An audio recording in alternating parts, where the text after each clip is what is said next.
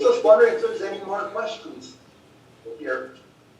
We're getting close to our class again and whatnot. But I appreciate hearing your story here, and I'm sure you have so much more to tell. Oh, yeah. And we like sitting around campfires and just telling old diamond mining stories. And you learn real quick which ones to believe and which one. Some guys make them up as they go along. They're great stories, but you know they're not true.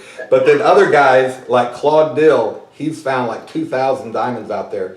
He's 82 now, and he can tell you how many buckets he dug, how many diamonds he found, what sizes and what colors and what day, and his mind amazes me. So Claude Dill is another amazing diamond miner, and he's still hanging around. We sit around the campfires and he tells these stories. I said, Claude, let me get the camera and do a video and record all this. This is great history. He said, no, I'll tell you any story you want to hear, but no cameras.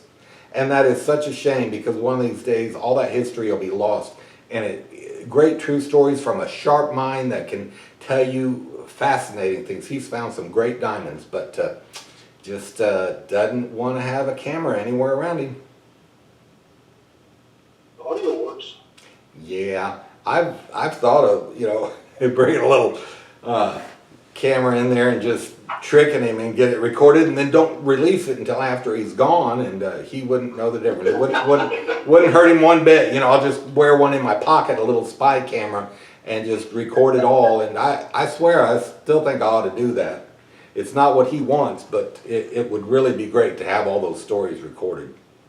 Especially from a guy who always tells it the truth. And you know it's the truth because he told you that story 15 years ago. He told it to you 10 years ago. Told it to you 5 years ago. And he just told it, and it's always the same.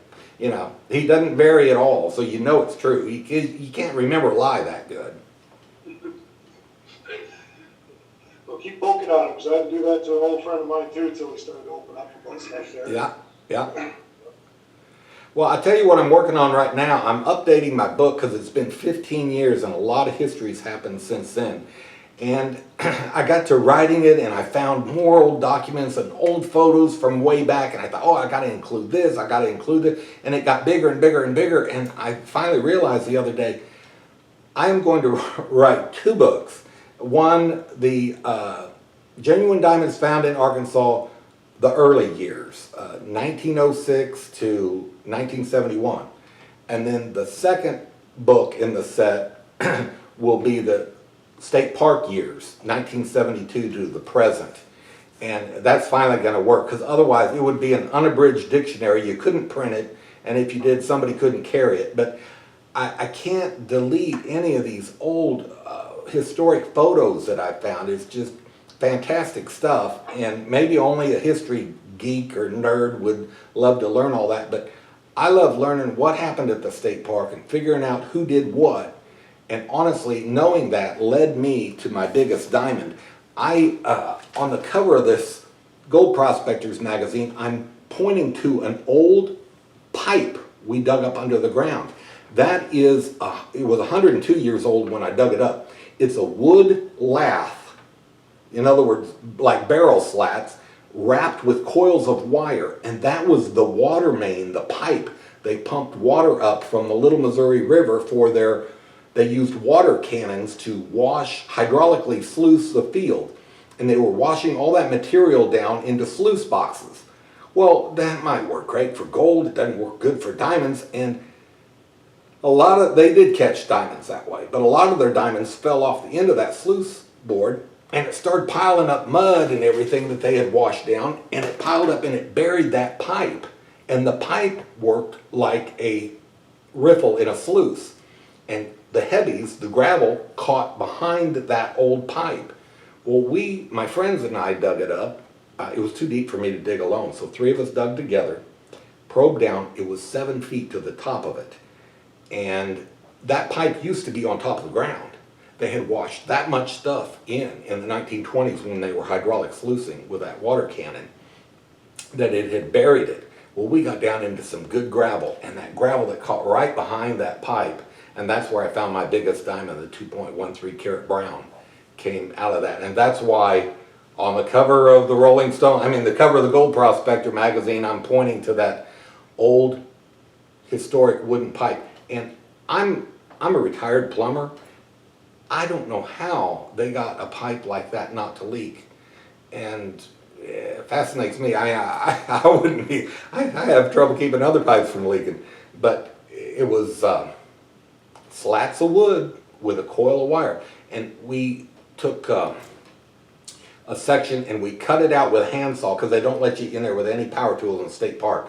We cut it with a handsaw and then took bolt cutters and clipped the wire that was the spring around there. And when we clipped it, it went zing. It had a lot of pressure on it. And we took a section out that had the coupling in it, which to me as a plumber is fascinating. How do you couple together a 6-inch wood lath pipe? Well, it was tongue and groove fastened together like that. And we cut that out, and the maintenance men came down and we loaded it up in their deal, and they took it up and cleaned it up and put it in the museum. So I'm pretty happy that my friends and I dug up a piece of history that's in the museum at the Crater of Diamond State Park. And the other thing I like about it is right there where I was pointing, that's where my best diamond came out of, or my biggest diamond. There are still pieces of that woodwright in active commercial use in BC. Is that not amazing? That such old technology would still hold up after all this time. Yeah, that's fascinating to me. They got something similar to wing down, which is, I think it's called wing down. Fed wing down, but all that's left really are just bands of metal that held these barrel pipes together like we described. How about that? You never know what you're going to dig up. I dug up some old bricks at the Crater of Diamonds, and it had these letters on the bricks. And so I did a Google search and figured out it was made by a company over near Arkadelphia, or near Malvern. And it told exactly where the company was. And because of the lettering on it, that brick factory that's still in business today, I knew that this was made in 1921. Well, in 1921, they were laying the foundation for the new diamond recovery plant. So this was a brick out of the foundation of the diamond recovery plant that they built in the early 1920s. So anyway, it's fun, just the stuff you find and figure out and piece together the history. They still have a bunch of old rusty metal laying around there at the state park that was used back in the 1920s in the diamond recovery plant there. They had a huge flywheel that they used, they would put belts around it. They'd have a steam engine to run the motive power, and then from that steam engine they would have a flywheel and have all your belts coming off of it. I don't know if you've ever been in an old grist mill or an old sawmill or something. That's how they all worked. Well, this diamond recovery plant was run that way. Well, the big main flywheel has sat down there in the weeds for years, and I got after the state park. I said, you need to dig that up. It was half buried in mud. Dig that up and take that up and set that on display with the other equipment. They had other rusty old diamond mining equipment there. A testimony to the fact that somebody tried a commercial effort of mining diamonds here. I finally got them to dig that up and move it. And I'm glad to have it there. Maybe everybody else think, oh, that's just a piece of rusted old junk, but it's history to me. It is. It's very neat. And I hope we can maybe talk to you again here. Yeah, that'd be fun. I've enjoyed this. And I have too.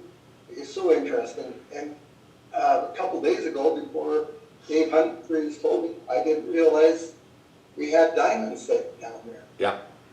And so thank you very much for talking. You're welcome. Thank you for inviting me. I've really enjoyed this. It's been fun. Okay. Appreciate the call, Glenn. Yeah, All right. it's good to meet you. Keep in touch, okay? All right. Thank you. Have a good Enjoyed it. afternoon. All right. Bye.